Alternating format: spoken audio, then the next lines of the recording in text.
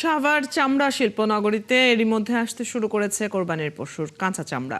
ঢাকা ও তার আশেপাশের এলাকা থেকে আসছে এসব চামড়া। এতে করে কর্মব্যস্ততা বেড়েছে ট্যানারিগুলোতে। শুক্রবার দুপুর পর্যন্ত ট্যানারির প্রধান ফটক থেকে পাওয়া তথ্য মতে 5 লাখ পিস চামড়া ট্যানারিতে প্রবেশ করেছে। ট্রাক ও পিকআপ ভ্যানে চামড়াগুলো আনা হচ্ছে। এছাড়া বিভিন্ন মাদ্রাসা ও এতিমখানা থেকে আসা কাঁচা চামড়ায় লবণ ও অন্য কেমিক্যাল দিয়ে চামড়া সংগ্রহের কাজ করছেন শ্রমিকরা। আজ সারা রাত ও কাল পর্যন্ত কাঁচা চামড়া আসবে ট্যানারিতে। প্রথম 2 দিন লবণবিহীন কাঁচা চামড়া সংগ্রহ করা হবে। এরপর প্রায় মাস জুড়েই লবণ মাখানো চামড়া সংগ্রহ করা হবে।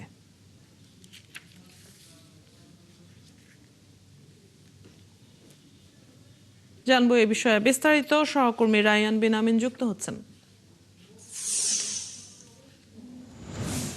রায়ান, শিল্পমন্ত্রী পরিদর্শনে গিয়ে কি বলেছেন তা জানাবেন, এবং চামড়ার কম দাম নিয়ে বিক্রেতারা কি বলছেন?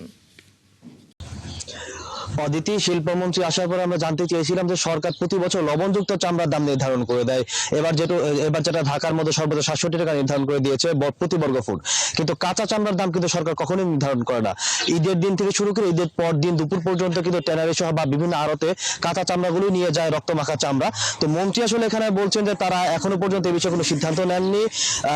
সচরাচর যেহেতু এটি পচনশীল হিসেবে তারা মন্ত্রী উল্লেখ করেছেন যে পচনশীল দ্রব্যের দাম নির্ধারণ করা তিনি বলছেন যে তাদের পক্ষে কঠিন।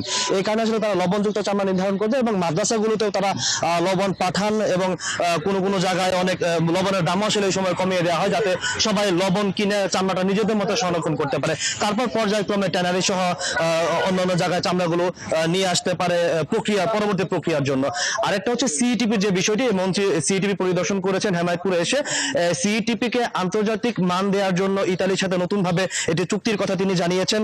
পাশাপাশি এই ট্যানারিতে এখানে যাদের ট্যানারি আছে, ব্যবসা আছে, এর মধ্যে যাদের আগ্রহ কম বা আগ্রহ হারিয়ে ফেলেছেন বা ব্যবসা যারা করতে চান না, এরকম ব্যবসায়ীদের সরিয়ে নতুন উদ্যোক্তা আনার ব্যাপারেও কিন্তু মন্ত্রী জানিয়েছে যে নতুন উদ্যোক্তা তারা খুঁজছেন। এই ট্যানারিতে যেহেতু প্রায় এখন পর্যন্ত 160টির মতো আছে ট্যানারি চালু অবস্থায় আছে, এর মধ্যে অনেকগুলো ট্যানারির অবস্থায় আসলে খুব একটা ভালো না, বা এই সার্বিক যে পরিস্থিতি ব্যবসার, যেহেতু হচ্ছে এখন ইউরোপের বাজার একেবারে বন্ধ, শুধুমাত্র চায়নার বাজার খোলা আছে বাংলাদেশের জন্য।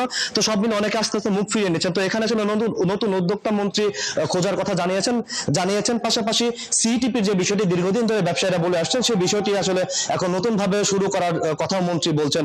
তিনি বলছেন যে বর্তমানে যে সিইটিপি আছে, এই সিইটিপি আসলে পূর্ণাঙ্গ না, এবং পাশাপাশি বড় যে ট্যানারিগুলো আছে এখানে তারা যাতে নিজস্ব উপায়ে সিইটিপি স্থাপন করে সেই বিষয়টিও জোর দিয়েছেন মন্ত্রী।